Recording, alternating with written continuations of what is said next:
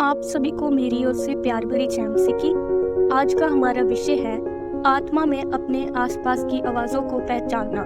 प्यारे बहन भाइयों, आइए हम सब यूहन्ना अध्याय 2 पर ध्यान करते हैं। तो इस अध्याय में ये लिखा गया है कि यीशु मसीह गलील नगर में एक विवाह पर जाते हैं और वहाँ पर दाखरस खत्म हो जाता है और प्रभु यीशु मसीह की माता उनके पास आकर ये सब वृतांत बताती है।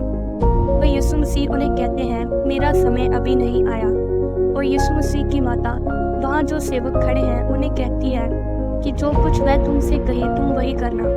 और यीशु मसीह वहाँ उनको मटकों में पानी भरने को बोलते हैं और उस पानी को दाखरस बना देते हैं। तो यीशु मसीह यहाँ पर एक चमत्कार कर देते हैं। प्यारे बहन भाइयों, यहाँ पर इस बात पर ध्यान देने की आवश्यकता है कि यीशु मसीह पहले बोलते हैं कि मेरा समय अभी नहीं आया, पर बाद में वह काम भी कर देते हैं, वह वहाँ पर चमत्कार कर देते हैं।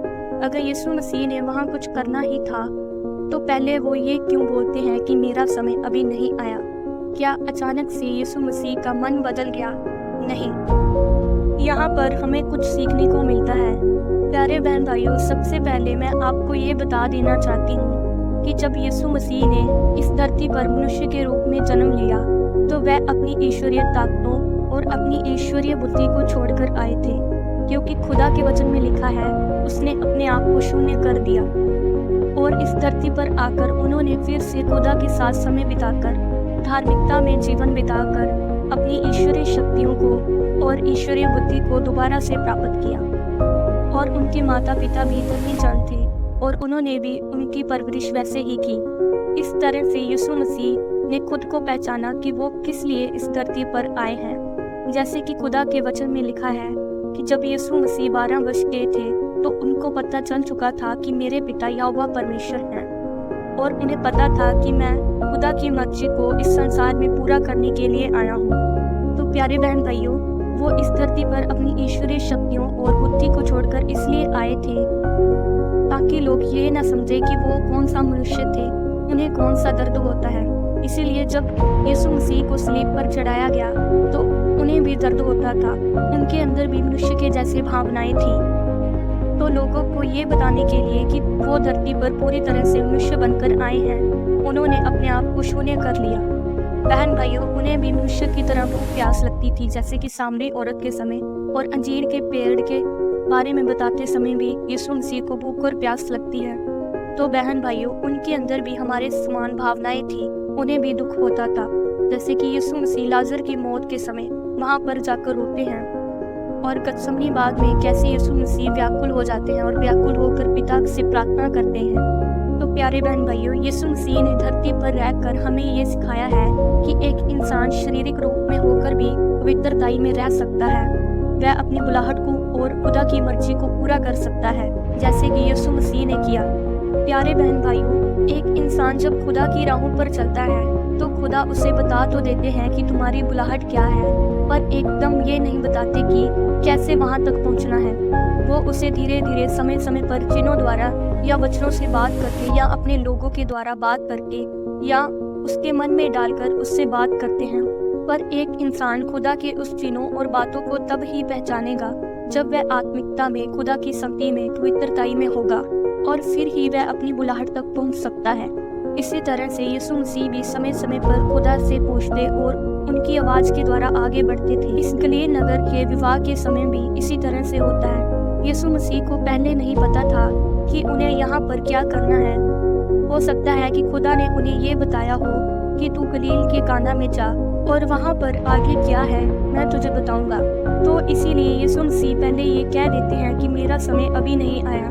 पर यीशु मसीह की माता जब ये शब्द बोलते हैं कि जो वह कहे तुम वही करना, तो यीशु मसीह अपनी माता के मुख से निकले हुए इन शब्दों को पहचान लेते हैं कि ये शब्द खुदा की ओर से आए हैं और शब्दों के द्वारा समझ जाते हैं कि अब समय है और आगे क्या करना है। तो इसी रीति से बहन भाइयों, हमारी जिंदगी में भी हमें परमेश्वर की आवाज को पहचानने की जरूरत है, चाहे वह वचन में से हो और या फिर उसके दासों, नबियों या आपके आसपास के किसी लोगों के द्वारा हो या आपके मन में चल रही आवाजें। अगर आप इनको पहचानना सीख गए तो ही आप खुदा की पूर्ण इच्छा को पूरा कर सकते हो। खुदा किसी न किसी तरीके से आपसे बात कर सकते हैं। यीशु मसीह के अंदर ये ईश्वरीय बुद्धि थी कि वह खुदा की आवाज़ को पहचान सकते थे।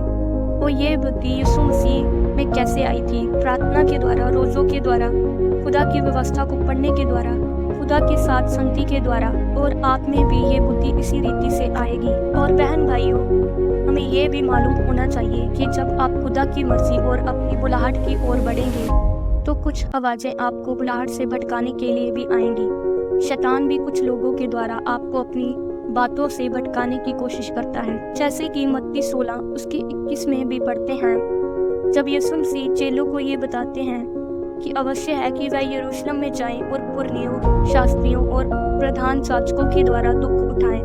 और पतरस, जो यीशु मसीह का चेला था, यीशु को अलग ले जाकर डांटने लगा और कहने लगा, हे प्रभु, परमेश्वर ना करे तुझ पर ऐसा कभी ना हो। तब यीशु मसीह उसे कहते हैं, हे शैतान, मेरे सामने से दूर हो। यहाँ पर भी शैतान पतरस के मुंह को इस्तेमाल करके यीशु को भटकाना चाहता है। तो यीशु मसीह पहचान लेते हैं कि ये आवाज़ पतरस के मुंह में किसके द्वारा डाली गई है। इसी रीति से आपकी जिंदगी में भी शैतान आपके करीबी लोगों के मन में कुछ बातों को डालकर आपको भटकाने की कोशिश करेगा। वो करीबी कोई भी हो सकता है, और शैतान इस बात में सफल हो सकता है अगर आपको अपने आसपास की आवाज़ों को पहचानना ना आता हो कि वो आवाज़ किसके द्वारा आई है। और शैतान इस काम में एक और तरीके के द्वारा सफल हो सकता है अगर आपके ऊपर उस करीबी का बहुत ज़्यादा प्रभाव, इसीलिए किसी भी जन को अपने ऊपर प्रभावित ना होने दे।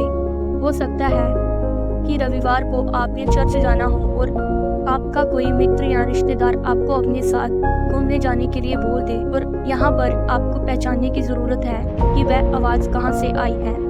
ऐसा नहीं है कि शैतान आपके आसपास के लोगों के अंदर बसा हुआ है, पर वह बाहर से उनके मन में कोई बात डालकर आपको फंसाने की कोशिश करता है। तो आज मैं आपको यही संदेश देना चाहती हूँ कि अपने आसपास की आवाज़ों को अपनी आत्मिक बुद्धि के द्वारा पहचानना सीखें।